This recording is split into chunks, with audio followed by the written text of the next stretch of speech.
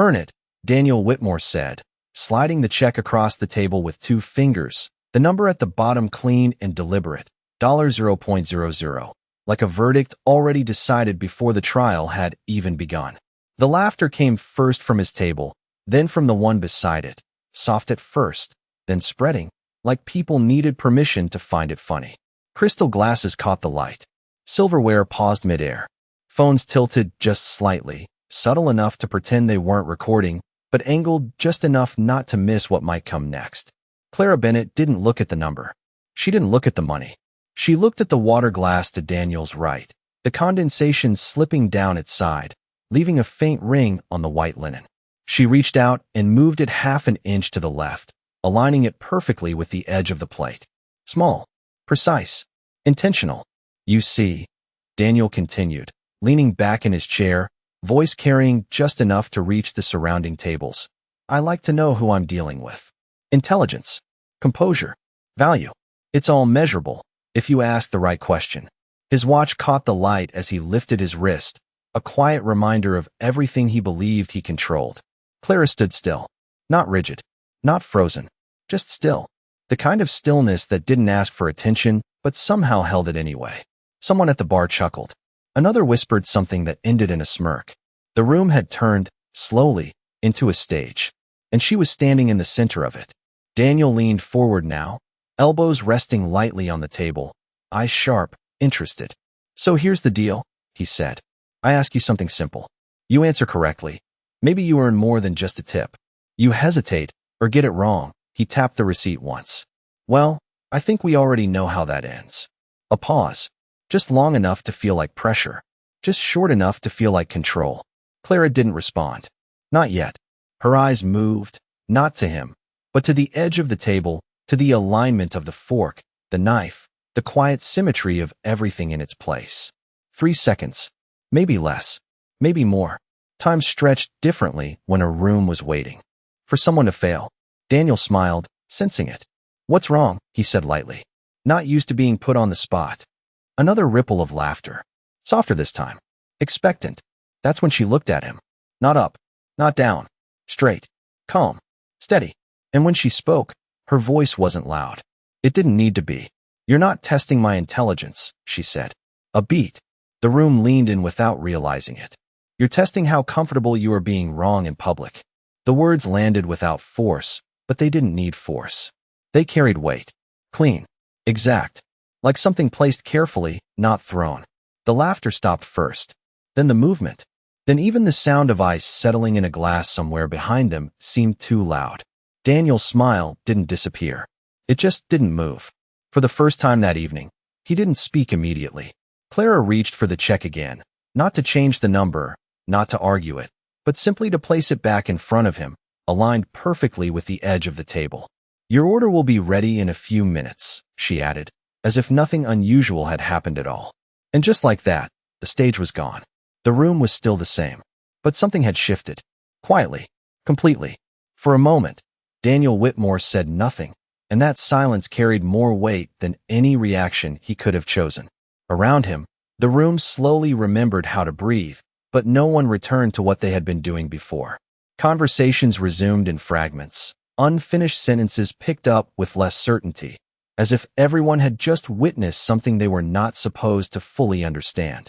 Daniel glanced down at the check, at the clean line of 0, then back at the empty space where Clara had been standing only seconds ago. His fingers tapped once against the table, a habit of control, of calculation, but the rhythm fell off, like something had interrupted a pattern he relied on. Across from him, one of his colleagues let out a quiet laugh, too quick, too forced. Well, the man said, adjusting his tie. That was unexpected. Daniel did not respond. His eyes moved instead, tracking Clara as she crossed the dining room. With the same quiet efficiency as before, stopping at another table, refilling a glass, nodding once at a customer's request. No hesitation. No glance back. No sign that anything had just happened. That, more than anything, unsettled him. Most people, when given a moment like that, held on to it. They stretched it. They turned it into something bigger. But she had already let it go, as if it had never belonged to her in the first place. Daniel leaned back slightly, his gaze narrowing, not in anger, but in focus.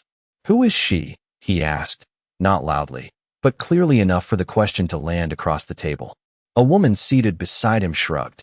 "Just a server," she said. "I have seen her here a few times. Keeps to herself. Just a server." The phrase lingered longer than it should have. Daniel picked up his glass, took a slow sip, and set it down again with deliberate care, aligning it unconsciously with the edge of the table, mirroring the same precision Clara had shown minutes earlier. He noticed it, and that irritated him more than her words. From across the room, the manager appeared, moving with careful urgency, the kind reserved for high-value customers and potential problems. He approached the table with a practiced smile. "Mr. Whitmore," he said, voice polite, controlled, "I trust everything is to your satisfaction this evening." Daniel did not look at him immediately. His eyes were still on Clara. "The service is interesting," he replied. The manager followed his gaze, a flicker of concern passing through his expression before it was quickly hidden. "Clara is one of our most reliable staff members," he said. "Very professional. Reliable. Professional. Words that describe behavior, not substance." Daniel finally turned his attention back to the manager. "Send her back when she is free," he said. Not a request. Not quite an order. Something in between. The manager hesitated for half a second, then nodded. "Of course, sir." As he walked away, Daniel rested his hands on the table, fingers loosely interlocked, his expression calm again, composed, as if nothing had shifted at all. But beneath that surface, something had changed. Not broken, not shaken, just adjusted. Across the room, Clara finished setting down a plate at another table. The customer thanked her. She nodded once. Simple, efficient. Then she turned, and for a brief second, her eyes moved across the room, not searching, not avoiding, just passing through. They met his. No challenge, no apology, just recognition. And then she looked away, continuing on as if the moment had already been filed, understood, and closed. Daniel exhaled slowly, almost imperceptibly. For the first time that evening, he was no longer waiting for her to respond. He was waiting to understand why she had not needed to. When Clara returned to Daniel Whitmore's table, she did not rush, and she did not slow down. She arrived exactly when the timing required it, placing the plate in front of him with the same quiet precision as before, the steak centered, the garnish untouched, every element aligned, as if the presentation itself followed a standard no one had explained, but she had already mastered. "Your ribeye? Medium rare," she said calmly. Her voice carried no trace of what had happened earlier, no edge, no hesitation, just clarity. Daniel looked at the plate, then at her, studying not her words, but her restraint. "You did not answer my question," he said, his tone measured now, stripped of the earlier performance. Clara met his gaze briefly, then adjusted the position of his fork by less than an inch, a movement so subtle it almost disappeared. "You did not ask one," she replied. A quiet pause followed. Not tension, not conflict, something more controlled than that. Around them, the room had resumed its rhythm, but not fully.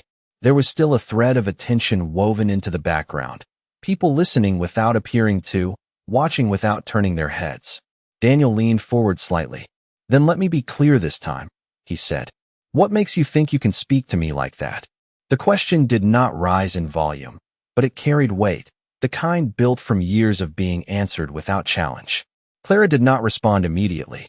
She reached for the water pitcher, refilled his glass just enough to replace what had been lost, not a drop more, then set the pitcher down exactly where it belonged. "I did not speak to you," she said softly. "I responded to what you chose to say." The distinction settled between them, simple and exact. Daniel's fingers tightened slightly against the edge of the table, then relaxed just as quickly. Control, re-established, but thinner now. "And you believe that makes a difference," he said. Clara tilted her head just slightly, considering, not him, but the question itself. "It always does," she answered.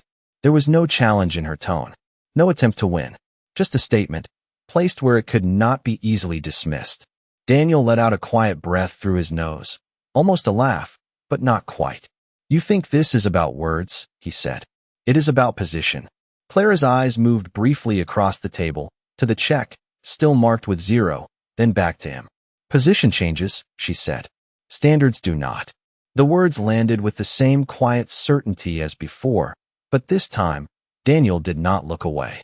He held her gaze, searching for something beneath it, some sign of calculation, of ambition, of motive. But there was nothing to extract. No performance. No angle. Just stillness. From the corner of the room, the manager watched, uncertain now whether to step in or stay back. The usual rules did not seem to apply. Daniel reached for his knife, cut into the steak, then paused before taking a bite. "Where did you learn that?" he asked, the question coming out differently than he intended, less like a challenge, more like a need to place her somewhere within a system he understood. Clara glanced at the cut he had made, noting the angle, the way the blade had pressed slightly too hard. "Some things are not taught," she said. "They are kept." Daniel looked up again. "Kept," he repeated. Clara gave a small nod. "Yes," she said, "until someone gives you a reason to use them." Another pause. Longer this time. Not empty. Full. Daniel set the knife down carefully, aligning it parallel to the edge of the plate, mirroring her earlier movements without realizing it. Across the table, one of his colleagues shifted in their seat, uncomfortable with a conversation that no longer belonged to them. Clara stepped back half a step, just enough to signal distance, not retreat. "Is there anything else you need?" she asked. The question was standard. The tone was not. Daniel looked at her, really looked this time, as if the answer mattered in a way he had not expected when the evening began. And for the first time, he did not answer immediately. Daniel finally spoke, but the words came slower now, as if each one had to pass through a filter that had not existed before. "Yes," he said quietly. "Stay." It was not a command this time. Not entirely. Clara did not sit. She did not move closer. She remained where she was, just within reach of the table, just outside the space that belonged to him. "I am working," she replied, her tone unchanged, steady, factual. Daniel nodded once, accepting it without resistance, which in itself felt unfamiliar. He picked up his fork, took a bite, but his attention was no longer on the food. It was on her, on the way she stood, on the way she did not try to prove anything. "You are different," he said after a moment. The statement was simple, but it carried more curiosity than judgment. Clara did not react to it. She had likely heard versions of that sentence before, dressed in different tones, carrying different intentions. "Everyone is," she said. "Some people just need an audience to show it." Daniel let out a soft breath, something between acknowledgement and realization. Around them, the room had shifted again, not outwardly, but in the way people listened. The earlier amusement had been replaced with something quieter, something closer to attention. One of Daniel's colleagues cleared his throat, attempting to re-enter the conversation. "Daniel, we still need to go over the numbers for tomorrow," he said, forcing a professional tone back into the space. Daniel did not look at him. "It can wait," he replied, not dismissive, just certain. The colleague leaned back, silenced more by the change in Daniel's focus than by the words themselves. Clara noticed it. Not the content, but the shift. Power, redirected. She glanced at the edge of the table again, at the slight misalignment of the napkin now, and adjusted it without thinking. "Daniel, watch that too. You keep fixing things," he said. Clara paused for a fraction of a second, then looked at the napkin, then back at him. "Only what is within reach," she answered. The simplicity of it lingered. Daniel rested his hands on the table again, but this time, they were not positioned to control the space. They were still. "And what is not within reach?" he asked. Clara's eyes moved briefly across the room, not searching, just observing. "That depends on whether someone is willing to step closer," she said. There was no invitation in her voice, no suggestion, just a condition. Daniel leaned back slightly, considering that, his gaze no longer sharp, but focused in a different way, as if he was trying to understand a system he had not built. "You do not seem impressed," he said after a moment. Clara met his eyes again, calm as before. "Impressed by what?" she asked. Daniel gestured lightly around him. The table, the room, the quiet influence that followed him even when he was not speaking. "This," he said. Clara followed the motion with her eyes, taking in the setting, the polished surfaces, the subtle hierarchy that most people adjusted to without question. Then she looked back at him. "It is well maintained," she said, "but it is not rare." The words were not dismissive. They were precise. And because of that, they carried more weight than if she had tried to diminish him. Daniel's lips pressed together briefly, not in offense, but in thought. "And what is rare?" he asked. Clara did not answer immediately. She reached for the empty glass at the edge of the table, replaced it with a fresh one, set it down gently, perfectly aligned. Then she looked at him. Someone who does not need to prove they are in control, she said. The sentence did not rise. It did not fall. It simply existed, clear and complete. Daniel held her gaze, and this time, he did not try to respond quickly. Because for the first time, he was not trying to win the conversation. He was trying to understand why he had started losing it the moment she chose not to play. Daniel did not speak right away, and this time, the silence did not feel like control returning to him. It felt like something else had taken its place, something quieter, something he could not immediately define. He looked at Clara, then at the table, then briefly at his own reflection in the polished surface of the knife resting beside his plate. For years, conversations had followed patterns he understood. Pressure, reaction, outcome. But this did not follow anything he recognized. "You think I am trying to prove something," he said finally, his voice lower now, less for the room and more for the space between them. Clara did not answer immediately. She did not rush to fill the silence he left behind.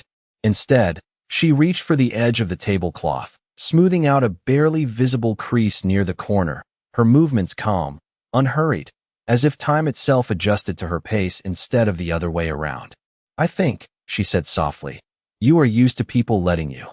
The words settled without resistance, but they did not pass through him the way most comments did. They stayed. Daniel's jaw shifted slightly, not in tension, but in thought.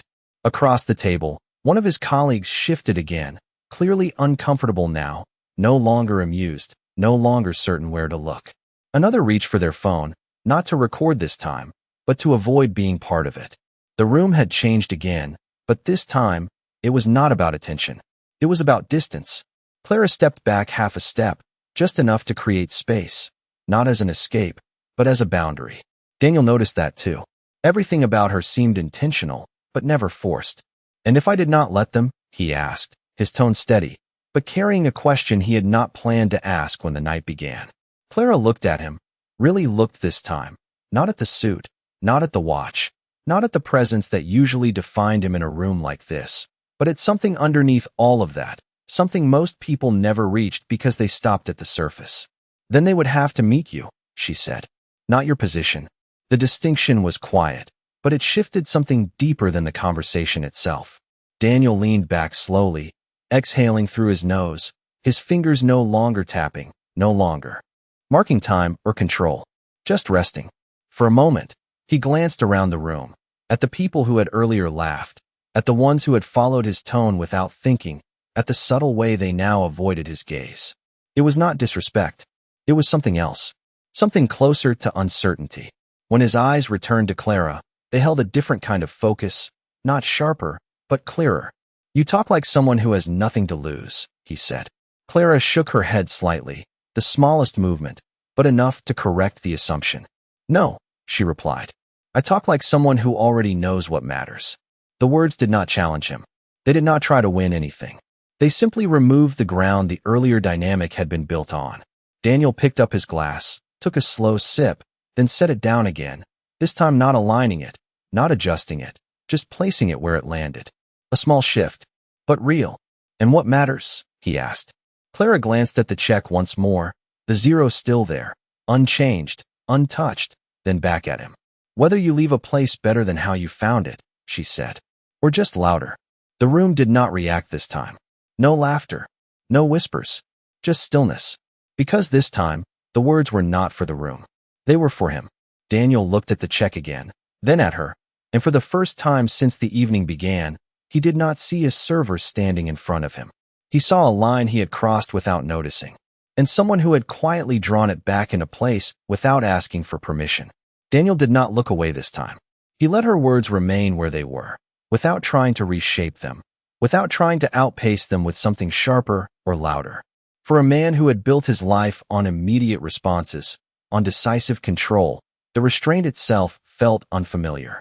He glanced once more at the check, the clean zero still untouched, then reached for the pen resting beside it. His fingers hovered above the paper, not moving, not writing, just pausing. Across the table, his colleagues watched carefully now, not openly, but through lowered gazes and subtle shifts in posture. No one interrupted. No one. Filled the silence. Even the usual background noise of the restaurant seemed softer, as if the room itself had adjusted its volume. Clara remained where she was, not waiting, not expecting, simply present. Daniel tapped the pen once against the edge of the check, then stopped himself, noticing the habit as it formed. He set the pen down instead, aligning it without thinking, then catching himself again, realizing how easily he had begun to mirror her. That, more than anything, made him pause. "You said standards do not change," he said quietly, his voice no longer meant for anyone else in the room. Clara gave a small nod. "Yes." Daniel leaned back slightly, studying her, but not with the earlier sharpness. This was different. Slower. More deliberate. "Then what happens when someone realizes theirs are incomplete?" he asked. The question did not carry pride. It carried something closer to honesty. Clara considered it, her eyes steady, her posture unchanged. "They do not announce it," she said. "They adjust." The simplicity of it left no room for performance. Daniel exhaled slowly, his gaze drifting for a brief moment, not to the room this time, but inward, as if measuring something he had never thought to question before. He picked up the pen again, but this time, his hand moved without hesitation. Not quickly, not dramatically, just a single motion. The number changed. Not exaggerated, not symbolic, just accurate. Then he placed the pen down, not aligning it, not correcting it, simply letting it rest where it landed. Clara's eyes moved briefly to the check, then back to him, but she did not comment on it. That was not the point. Daniel followed her gaze for a moment, then said, almost to himself, "It was never about the tip." Clara gave a slight nod. "No," she said. "It was about what you thought it represented." The distinction settled deeper this time, not on the surface, somewhere quieter. Daniel rested his hands on the table again, but now they were open, no longer framing the space, no longer claiming it. "And now," he asked. Clara stepped forward just enough to collect the check, her movements as precise as ever, but softer now, not in action, but in atmosphere. "Now it represents a choice," she said. She did not look at the number again. She did not need to. As she turned to leave, Daniel spoke once more. "Clara." Her name, spoken without formality, without distance. She paused, just slightly, then looked back at him. "Yes." For a moment, he seemed to search for something to say, something that would match the weight of what had shifted, but nothing rehearsed, nothing polished, seemed to fit. So he did not reach for them. "Thank you," he said instead. The words were simple, unadorned, but this time, they were not part of a transaction. Clara held his gaze for a brief second, then gave a small nod, not as acknowledgement of the words, but of the change behind them. "You are welcome," she replied. Then she turned and walked away, her steps quiet, measured, returning to the rhythm of the room that had begun to find its balance again. Daniel remained seated, his eyes following her for a moment, then lowering to the table, to the space that felt different now, not because anything physical had changed, but because something unseen had. And for the first time that evening, he did not feel the need to control what happened next. The conversation around the table did not return the way it was before, and that was the first thing Daniel noticed. His colleagues spoke again, but their voices carried less certainty, their laughter shorter, their words more careful, as if something unspoken had reset the boundaries of the space. Daniel did not interrupt them, but he did not fully join them either. His attention drifted, not outward this time, but inward, replaying moments that had seemed insignificant only minutes ago. The check, the glass, the pause before she spoke. He had seen confidence before. He had seen intelligence, ambition, performance. But this was different. It did not reach for recognition. It did not react to pressure. It remained intact. Across the room, Clara moved between tables, her rhythm unchanged, her posture the same, her focus steady. A couple near the window thanked her quietly. She nodded once, adjusted the placement of a plate by less than an inch, then stepped back, giving them space without drawing attention to it. No one there knew what had just happened at another table. And yet, something about her presence carried the same quiet standard, regardless of who was watching. Daniel leaned forward slightly, resting his forearms on the table, his fingers loosely interlocked again, but this time, there was no tension in them. Just thought. "Daniel," one of his colleagues said, more cautiously now, "about tomorrow's meeting, Daniel turned his head just enough to acknowledge the voice, then shook his head once. Reschedule it, he said. Not abrupt, not dismissive, just decided. The colleague blinked, surprised. Reschedule.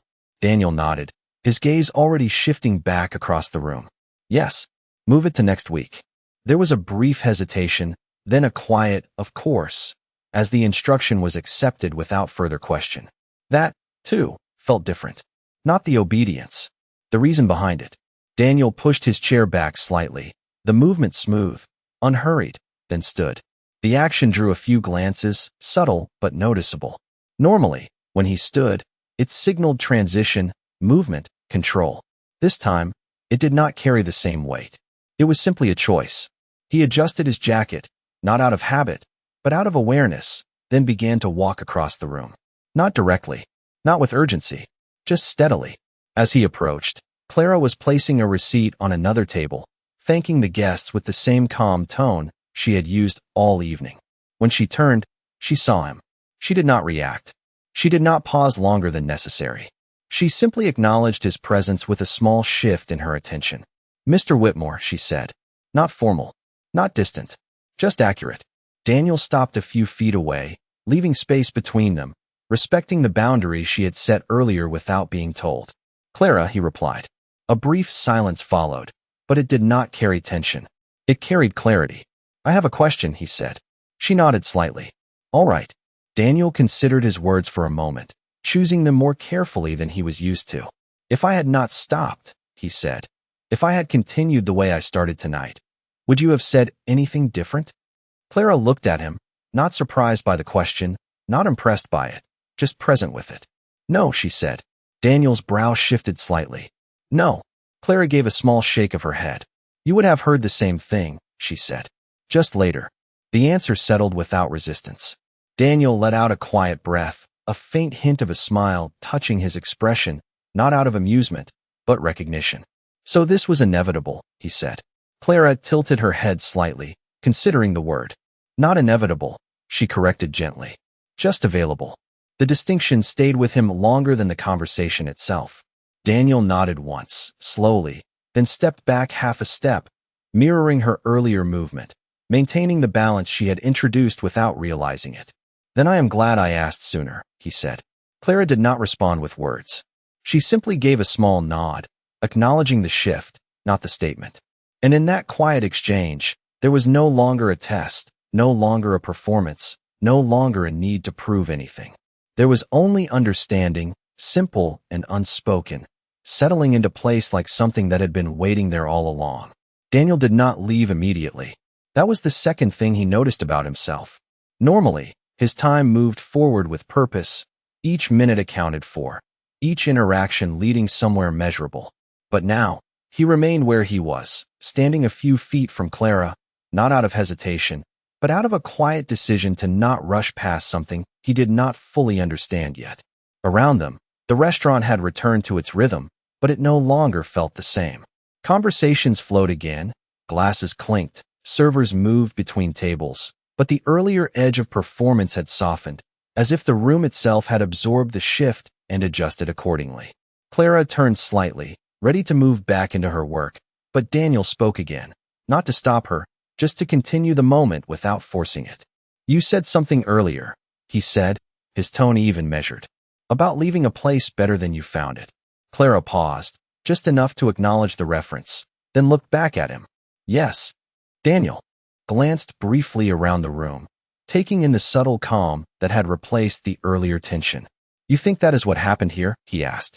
Clara followed his gaze, not searching for confirmation, just observing what was already there. A couple near the window smiled quietly over their conversation. A server at the far end of the room moved with more ease, no longer bracing for a scene. Even Daniel's table, once loud with controlled attention, now carried a different tone, more restrained, more aware. I think, Clara said, people decide that for themselves. The answer did not claim credit. It did not assign responsibility. It simply returned the question to where it belonged. Daniel nodded slowly, accepting that. For a moment, neither of them spoke. There was no need to fill the space. It had already been filled with something more useful than words. Then Daniel reached into his jacket pocket and pulled out a card. Simple, clean, his name embossed in a way that usually carried immediate recognition. He looked at it for a second before offering it, not extending it forward abruptly, just holding it where she could take it if she chose to. "If you ever decide you want something different," he said, "a different environment, different opportunities, you would do well in my world." The offer was not framed as rescue, not framed as elevation, just presented. Clara looked at the card, then at him, her expression unchanged. She did not reach for it right away. "And what makes you think I am not already where I need to be?" she asked. The question was not defensive. It was clear. Daniel held her gaze, and this time, he did not try to answer immediately. He considered it, really considered it. Then he gave a small nod. "Fair point," he said. He did not withdraw the card, but he did not push it forward either. It remained between them, neutral. Clara reached out then, not quickly, not hesitantly, just with intention, and took it. Not as acceptance, not as rejection, just acknowledgement. She glanced at it briefly, then tucked it neatly into the small pocket of her apron, aligning it with the edge as she did everything else. "Opportunities are not always about changing places," she said. "Sometimes they are about recognizing them." Daniel watched the movement, the way even that small action carried the same consistency as everything else she had done. "And will you?" he asked.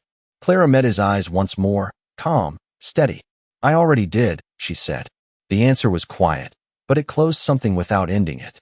Daniel let out a slow breath, something between understanding and respect, then stepped back, giving her space without needing to be told. "Good," he said simply.